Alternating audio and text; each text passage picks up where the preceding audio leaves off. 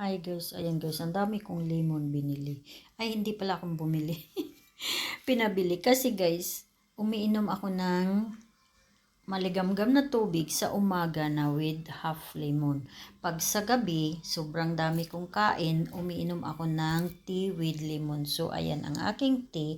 So, kaya clear ang tea dahil mayroon siyang lemon. Kasi pag hindi mo yan nilalagyan ng lemon, nakikita yung ano. At saka ang lemon guys ay nagpapapayat din daw.